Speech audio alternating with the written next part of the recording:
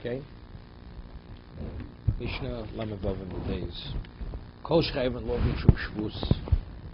If one is liable, if you violate this area, and you're in violation of a shvus, which is rabbinic, mishum reshus, mishum mitzvah. We'll see. B'Shabbos chayovin olav b'yom tiv.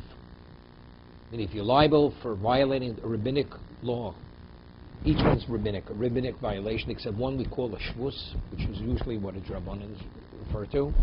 Mishum reshus or mishum mitzvah on Shabbos, if it's considered off limits on Shabbos, chayim olav b'yom tiv. You're not permitted to do on Yom Tiv. Be'eluhin mishum shvus. What is shvus? This is a rabbinic fence. Lo olim bilon, as you're not permitted to climb a tree or lean on the tree on Shabbos, you're not permitted to climb a tree or lean on a tree on Yom Tiv. Lo rochen agabi behema, as you're not permitted to ride on an animal, a horse, a cow, on Shabbos. You're not permitted, even though Yom Tiv is more lenient, you're not permitted to ride on an animal on Yom Tiv. Lo shadna pnei hamayim, you're not permitted to swim, as you're not permitted to swim on Shabbos, which Gemara says, because we're concerned you make fashion some kind of flotation device, which is makam b'patish, as you're not permitted to do it on Shabbos. Even though Shabbos is more chomer, you're not permitted to do it on Yom Tov. Lo metapchim, lo mesapchim, sapkim, lo merakti, you're not permitted to clap. You know, sapkim means a person wanting to, for a rhythm, he claps his thigh. Lo merakti, you're not permitted to dance. So that's shvus. These are all rabbinic fences. Elaine mishum reshus. What is reshus? It's also you're not permitted, but it's more on. Even though it's a mitzvah, you're not permitted to do it. You're not permitted. The bezdin is not permitted to convene to what? To render monetary rulings or other rulings. Lo mekachi. You're not permitted to get married on Shabbos and Yom Tov. Lo cholzin. A woman needs chalitza. Again, you're not permitted to give chalitza on Shabbos and not on Yom Tov. Lo miyabmin yibum, which is the equivalent of marriage, right? This is levirate marriage. Also not. That's reshus. Be'elim mishum mitzvah. What is not, even though it's a mitzvah. See, all these, the case we just gave is reshus, meaning it's a shvusi. The first case, as we gave, just a rabbinic fence. Dancing, climbing a tree has no relevance to a mitzvah. Reshus means it's only if the situation presents itself. Two Jews have a monetary dispute. So the judge is not permitted to convene in judgment to adjudicate between the two of them. Right? Marriage. You don't have to get married today. So that's not classified as a mitzvah. What about, but still it's not permitted because it's what? Rabbinic. It's a rabbinic fence. Now, lo magdishim, what about consecrate something? This is mitzvah. Even though it's a mitzvah, but since the mitzvah of consecration is you transferring, it's a transfer of an asset from one domain to another domain, right? It's an ordinary person's possession. Now, when you consecrate it, it leaves your domain and becomes like Hashem's domain. Lo marichin, person accepts upon himself his innate value, which Torah says a person between the age of 30 days up to 5 years has one value, right? That's called erich. Lo machrimim, lo matbiyin, trumas meiser. You're not permitted to tithe truma meiser. So even though it's a mitzvah to tithe it, rabbinically you're not permitted. Why? Because it's nira k'masakim, because you're perfecting it. So it's a fence for makah b'patish. Kol ela b'yom tov amru. All these situations on Yom Tov you're not permitted to do it, which is only at worst, even if you violated the rights. What are you in violation on Yom Tov? A lav, right? There's no liability of death penalty. Kol shkem b'Shabbos, definitely not on Shabbos. If on Yom Tov we were concerned, Shabbos there's no question we're going to be concerned. Tithing your grain, your produce.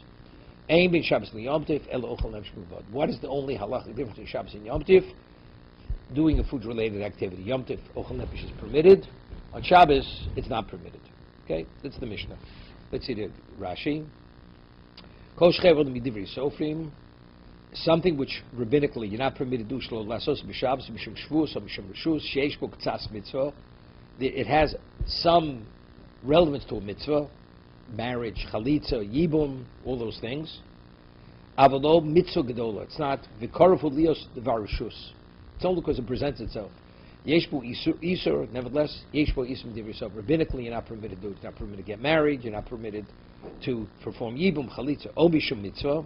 This is a bona fide mitzvah. It's full of mitzvah. You want to consecrate. You want to consecrate an animal to be a korban.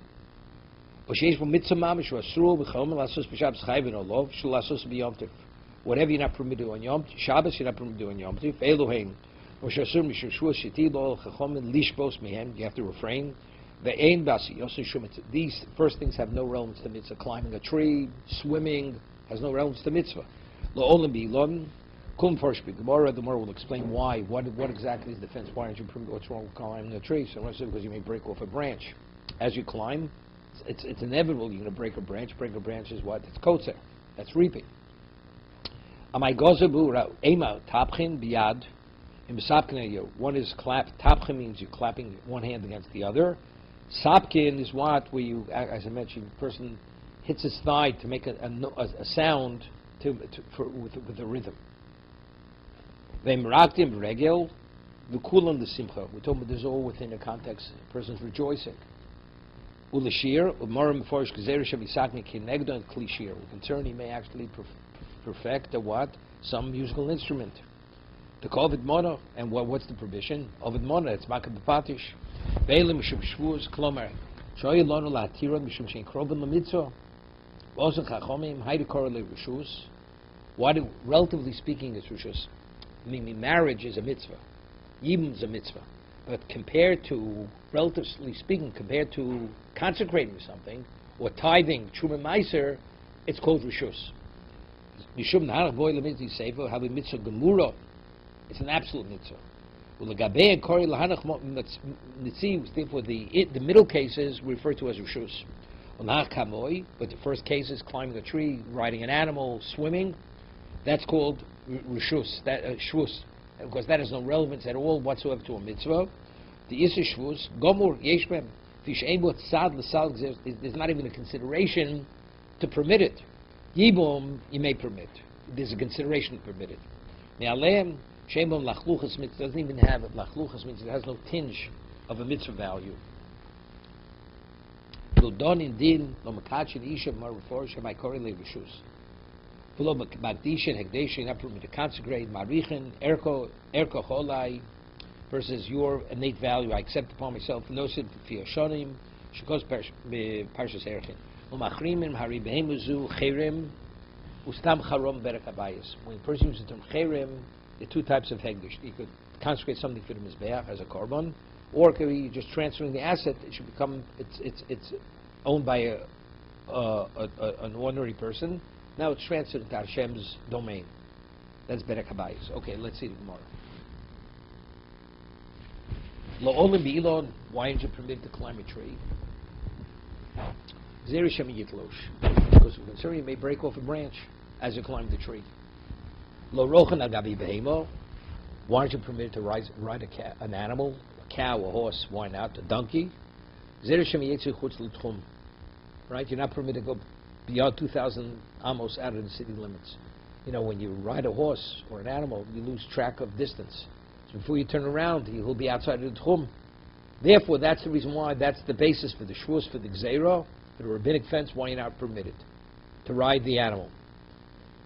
So now, we have a principle which we discussed in the beginning of Sechla. Whenever Chazal make a gzeira, it's always to preserve the doraisa. But to preserve a rabbinic fence, that's called gzeira l'gzeira. They don't make legislative fence to protect a rabbinic law. Correct? So we're saying, we don't want you to ride the cow or the horse or the donkey because you may go out of the tchum. If tchum is drabanan, the provision of tchum, that you're not permitted to go 2,000 amos beyond the city limits, is rabbinical, so what am I doing? I'm concerned you may violate a rabbinic law. So I'm making a fence to protect the fence. We don't do such things. But yet, if that is the reason, evidently, what's the reason? It must be because going out of tchum must be a doraisa. It's machlokes tanoim whether it's doraisa or not. Similar as a shmamino. So we're able to deduce from the Mishnah. If the reason why you're not permitted to ride the animal because we're concerned you may go outside of the tchum and doraisa. Evidently, tchum, going out tchum is a Torah prohibition. It's not rabbinic. Because if it's rabbinic, it should be permitted to ride the horse or the animal. El Gzeiro, Sirmor says no, it's no proof. Zer Shemi Yachto, Zmora. You know what the reason is? I thought tchum is drabanan. You know why they don't want you to ride a horse or a donkey or a cow? Because when a person is a rider, usually has a riding crop, and he digs it into the side of the horse or the animal, and this eggs it on. It should go. So, and when a person, what you think, you went to some riding shop, you bought a riding crop, it didn't work like that. You go and you break off a branch, which you felt was the right size, and use that as the riding crop. So they don't want you to ride the animal, because reflexively, without thinking, you may go break a branch off. So that's what? That's a gzeira out of the right. That's protected the raisa. You may violate the law of reaping. That's what it says. Shema Yagelo, it's a retraction from Tchum. Zeri Shema Yachtov Zmora. Okay? Rashi says, La Kosa. Avi Kotzer min HaMechuber. It's Kotzer. You're reaping. Lo Shotin Agavi Maya. Why aren't you permitted to swim? Right? Lo Shotin. Zeri Shema Yaseh Chovish Al She'otin. You may make a swimmer's barrel. No, it's like a tube. They would take an earthenware something, a ring, and the person would go in the ring, and that was the flotation device.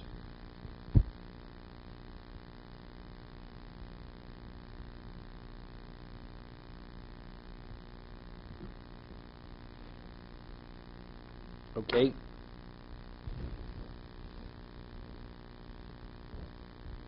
So Rashi says over here, what exactly is this Chovish Shel Shayotin? Pirsha Konchi Shalochin Kanim.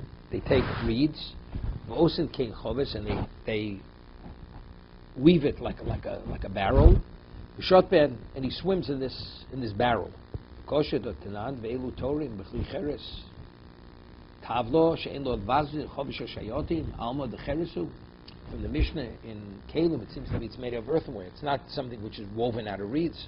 Because over there it speaks about earthenware vessels, and one of the examples of an earthenware vessel is the swimming apparatus. This Chovish Shayotin, Chein Shu Kli Cheres. Tosa says, what is this barrel which they swim in? It's made of clay. She'en Lo Pesach B'tochach En Yochol L'Shtakeh B'mayim. You know, it's like an earthenware barrel. So because it has no opening, it's what it floats because it has air inside it. Since it's really waterproof, so the water can't go inside, so therefore that's the reason why it floats.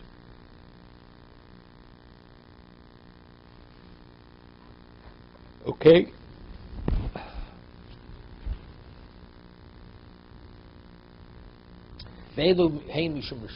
What are the rishus? The first rishus. So Mar ain't done in the court is not permitted to convene, to adjudicate, to decide a case. So Mar says, well, mitzvah govid is a mitzvah, do a mitzvah, right? To avail yourself to give a verdict. And that the Mar says, lo tzricha dika ododov minei.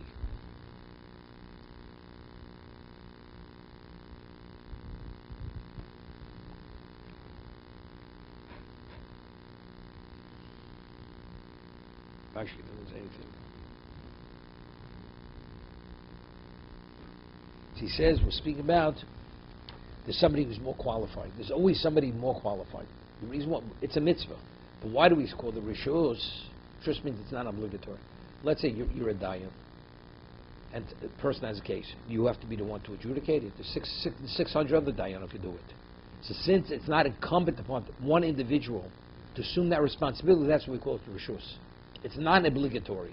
Tefillin, you have to put on tefillin regardless how many people turn it. You have to eat the matzah because you have to eat matzah. You have to take the lulav because every Jew has to take the lulav. But in regard to being the dayan on the court, it's not your obligation. I mean, if you do it, you're doing a mitzvah. That's what we're calling rishus. It's your prerogative whether you're going to sit on the bench or not going to sit on that bench. That's why it's called rishus.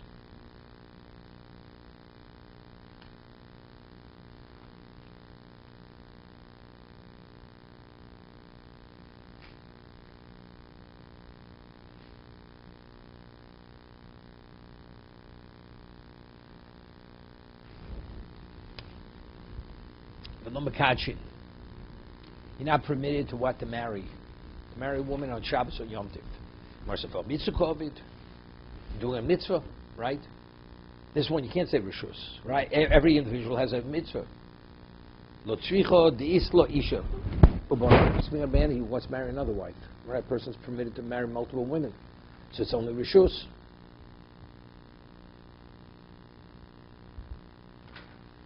So Rashi cites the Machlos, this Machlos B'Sham Beis Hillel. How many children you have to fulfill the mitzvah of Puravu? Beis Hillel says a boy and a girl. Beis Shammai says 2 boys and 2 girls. Says okay. We rule Beis Hillel, it's a boy and a girl. So therefore, he has the wife. He already has a son and a daughter. So why is he marrying the wife? There's a mitzvah, right? It's not an obligation because he has a wife.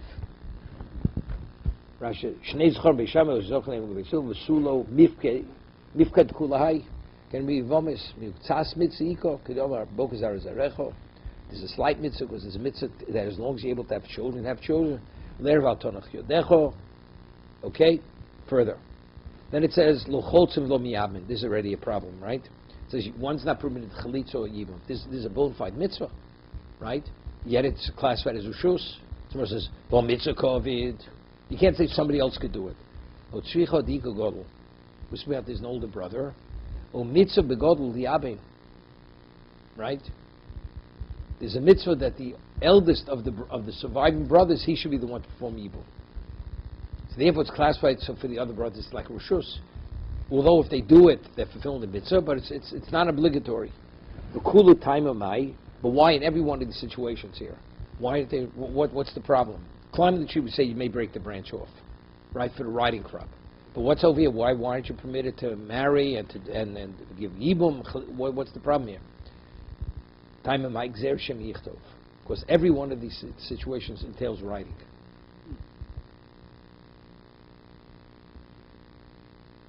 Okay.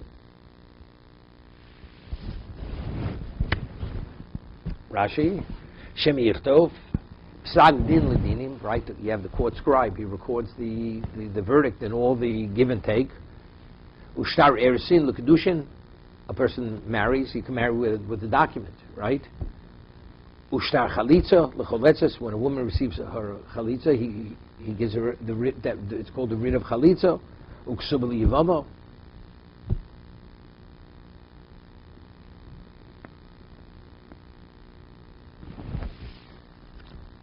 I'll be back in a moment.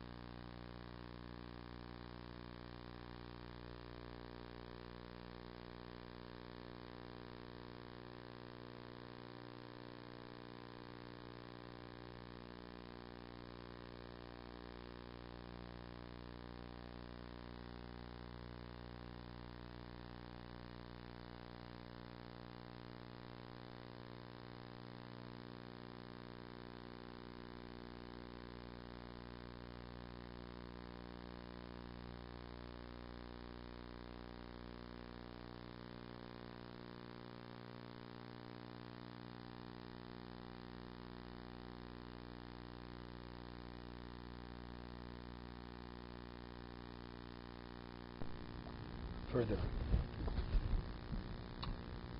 Ve'elohein l'shum mitzvah. What's a bona fide mitzvah which rabbinically you're not permitted to do? Lo madishin, you're not permitted to consecrate an animal. A korban.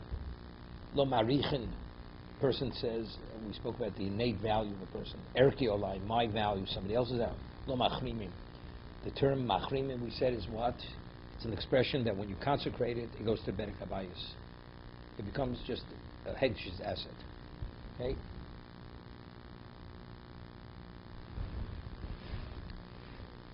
What's the reason why you're not permitted to do it? Because again, it's a transaction.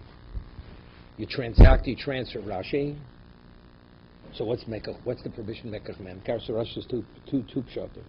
Also min amikor nimtzo chepz chovedavid dover. Indeed, because it says you're not permitted to do business based on a pasuk on Shabbos Yom Tif. Inam Mekach Memkar osil b'ksiva. Because usually every business transaction very often entails writing. Demand of writing. Shtori mechira v'mtoma havile gzero l'gzero. Kulachad gzero. Something that is in the news, and you can see it, that they found in Israel a small travel document from 7th century BCE, and that's for the kings. And it was just this sort of thing. Some maid servant of the king was transferring wine from a place that was mentioned somewhere to Yerushalayim. And you can see the oldest document outside of itself that was the Yerushalayim. It's just the sort of thing. It's exactly a different transferring wine. One place another was a travel document, for instance, from so and so.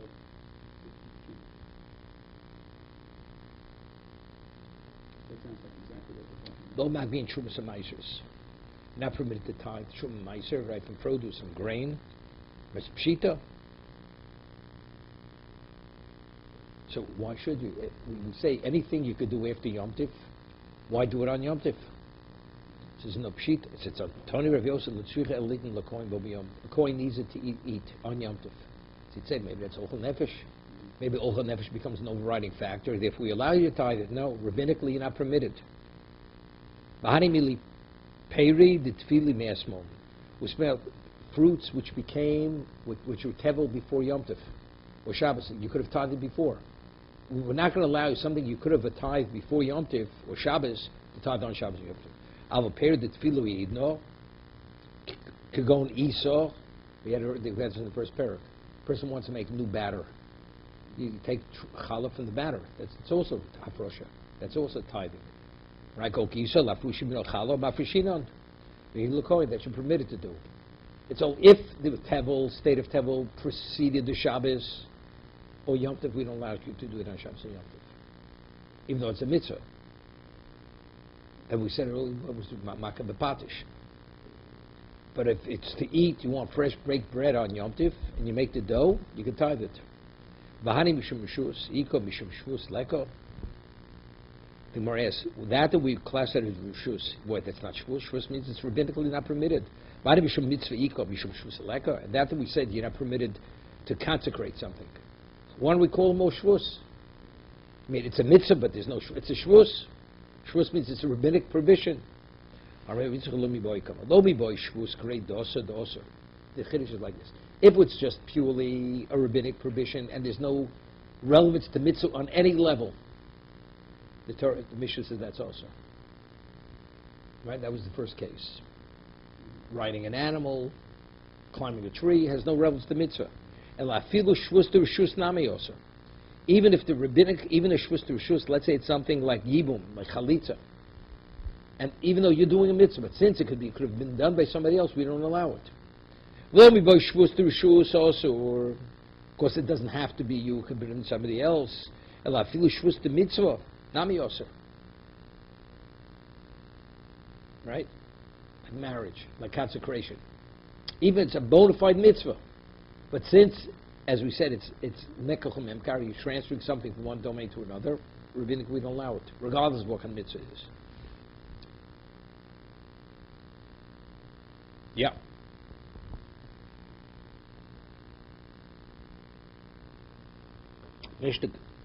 Before it concludes, it says, Kolela b'yom tov amru. All these various rabbinic provisions are in Yom Tif. Kal v'chomer b'Shabbos. Shabbos is, which is so much more chomor, more stringent than Yom Tif. Definitely, it's not going to be permitted. Okay, so we make a kal v'chomer from Yom Tif. If Yom Tif is not permitted, definitely Shabbos is not permitted.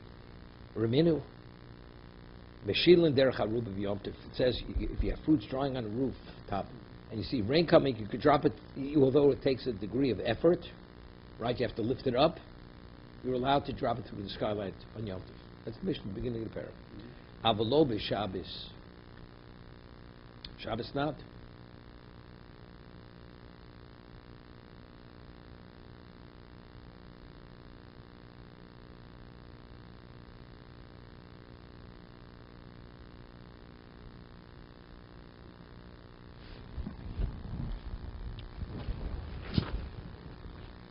Okay. Raminu meishila derech harub b'Yom Tov v'lo b'Shabbos. Says you're permitted to drop the fruit through the skylight on Yom Tov, not on Shabbos. But the Mishnah says we don't differentiate Shabbos and Yom Tov. Whatever's not permitted on one is not permitted on the other. And here it says this regarding the fruit, we allow you to drop it through the skylight on Yom Tov, and not Yom Tov, and not Shabbos. So we see we do make a differentiation of Shabbos and Yom Tov regarding rabbinic provisions. On Rav Yosef Lakash, Hor Rebbe Lezer, Hor Rebbe Yeshua. Yeah.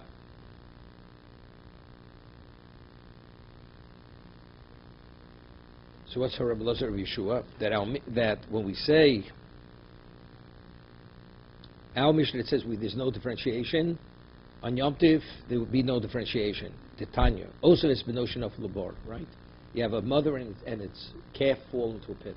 You can't slaughter both of them on the same day. It's a Torah violation. Also, it's Benolo Sishto B'Yomechot. You can't slaughter the mother and the calf on the same day. So, but if you leave one in the pit, one may die. Do we allow you to take both out of the pit? So we have this. The answer is no. It's machlokas whether we allow. Do we say you do because you want to pick the best of the two? So using the subterfuge of choice, right? So that's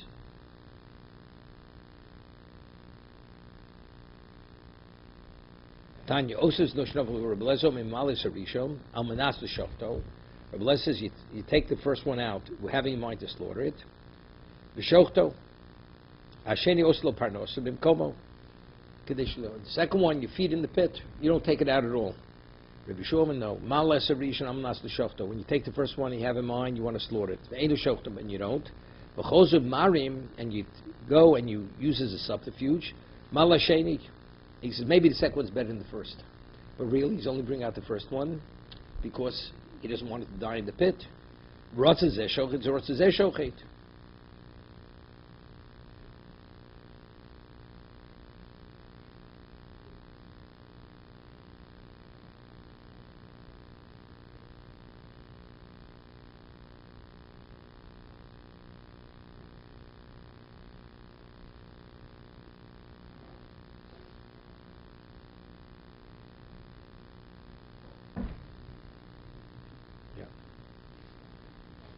Okay. So one says you could take it both out. The other one says you can't take it both out. Shomim malo serishon am not shot vein shot close mar malo sheni rot says zesho zesho. Amala bai mi the ma'ad kan look Rebbe Lezer elo devshim paranosa. The reason why Rebbe Lezer says you have to leave one in the pit because you're able to sustain it in the pit. But by the fruit on the rooftop, if the rain comes, the fruit gets ruined. So maybe over there everybody agrees. We want to differentiate. We're saying that we say we don't differentiate Shabbos and Yom Tov, that's going like Rebbe Lezer, because he says you can't take it out of the pit, right? It says by the fruit we make differentiation, so we say that's going like Rebbe Yeshua.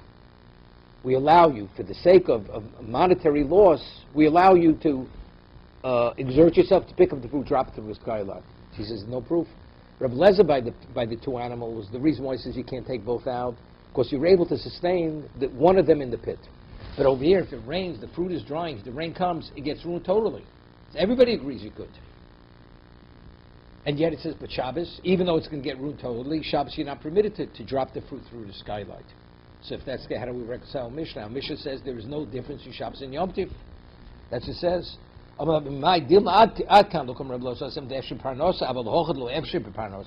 That over here, where there's no way to resolve the problem, because if it rains, the fruit gets dry low. In Ame'ad Kan Lo Kam Rabbi Shua Osmelo the Efshel Arume. The only reason why Rabbi Shua permits you over there to take both out because he gives the subterfuge, maybe one's better than the other. Avaloch the Elo Efshel Arume, you're just exerting yourself for the sake of the money to lift it up and drop it through the skylight. Lo, Elo Merapov Lo Kasha Ho Beishamei Beisilel. That our mission that says that you don't finish Shabbos and Yom Tov is going like one. Ditnan. Beishamei Omrim Eimotziin Elosat Kotten Los Halulu Vosat Sefer Torah Lushas Rabim. Right, we talk Toch. You're not only permitted to transport food, but anything, although it accommodates you for a convenience, as carrying a child, a lulav, Sefer Torah, into private domain, public domain, it's a Torah violation. Yisrael Matirin. Okay. Even though what is one thing after another.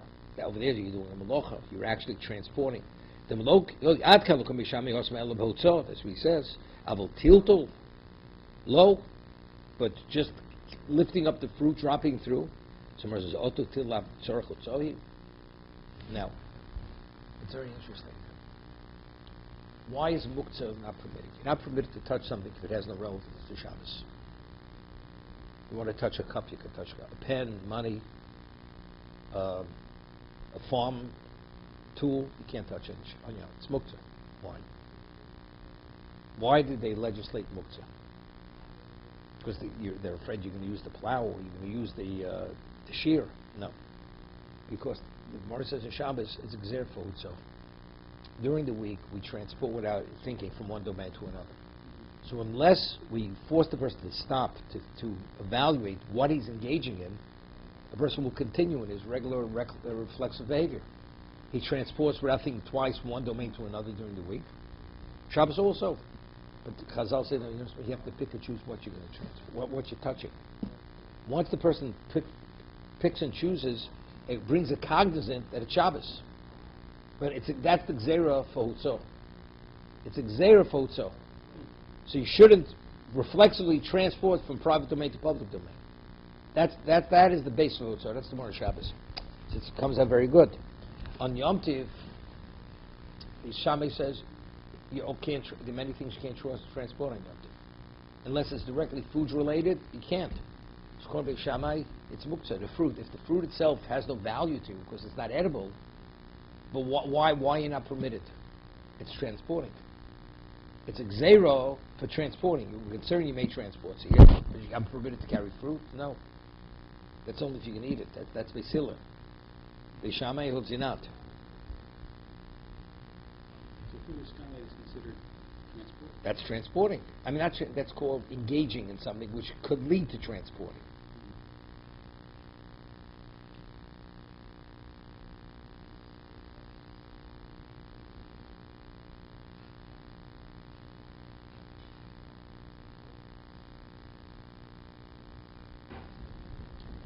Second. I mean, how do you transport? You have to first pick it up. Read around.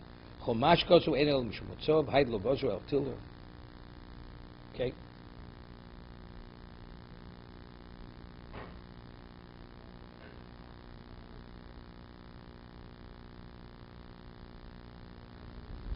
Further. That is interesting. It's halacha, you're not permitted to go carry beyond the tchum. I just want to get kashli as the Rambam before. The Rambam, we rule halacha that tchum is drabanan. You're not permitted to go 2,000 amos beyond the city limits. It's rabbinical. But Yud Beis Mil, 12-mile limit, everybody agrees it's a doraisa. That's the position of Rambam. So if that's the case, the Gemara is difficult. The Gemara said before, why aren't you permitted to ride an animal? Because you may go out of the tchum. Right? If that's the case, tchumen must be a doraisa, because it's only rabbinical. It's a gzera l'gzera. So therefore, my answer is no, because you may break off a branch to use it as a riding crop. So it's a gzera for a doraisa. But they ask on the Rambam. The Rambam holds everybody agrees 12-mile limit. You go beyond that, everybody agrees that's a doraisa. So what the more answer? The reason why we don't want you to ride an animal, because you'll end up beyond the tchum, beyond the 12-mile limit of the community. That's the question he has. And it's not a gzera l'gzera, it's a gzera for the 12-mile limit. So what do you answer? He'd say, A person, when you ride, you lose track of distance. You can say 2,000. 2,000 is 4,500 amos. But 12 mile, it's quite a distance. That situation, a person is not lose sense of what that is. So that can be the Gzera.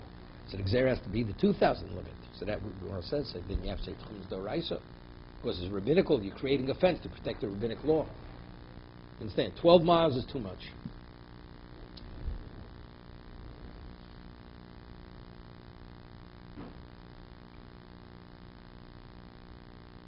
So that's a right.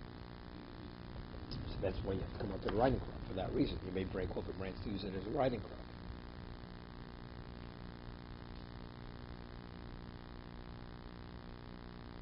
It's interesting, you know, when you visualize something. How do you visualize a riding crop? If you ever took a picture in the concentration camps, when they made the selections, the Nazis, Yamach Shimon, they always had a riding crop in their hand. You know, they had like a board with names on it, so they would call out, you know, to have them stand. They used to call it the selection. And they had a riding crop. They used to use that sometimes to beat up the Jews with it. I'm just saying. That's how I visualize what a riding crop is. Okay? So now, the halacha is, let's say a person goes and he wants to extend his tchum, let's say to the north, maximally go 2,000 amos. He makes an erev tchumen, puts food after 2,000 amos. So from that location, he could go an additional 2,000. When he goes that 2,000, that means you can only have maximum 2,000 amos in each direction. You could borrow on one and extend it to the other, right? So let's say a person went and he extended his tchum 2,000 amos beyond what he normally does. That means he has 4,000 to the north. To the south, he can't go an inch, right? Because he drew on that, on the 2,000, and he added it to the 2,000 on the north. Okay? When does tchum take effect? When Yom Tov begins. So let's say he has a raincoat, or winter coat. So that winter coat, you identify with the person. You can only take that garment with the person who go. Beyond that distance, you can't take it. So let's say a person comes who didn't make their tchum. He wants to buy a coat, borrow the coat. And he wants to take it 2,000 amos, within 2,000 amos to the south of the city. Can't do it. Why? Because the garment identifies with the owner, and since the owner extended it to the north, right? That means he has no area, he has no distance on the south side of the city any longer. So this person who does, he wants to carry it within his 2,000 amos. So you can't do it.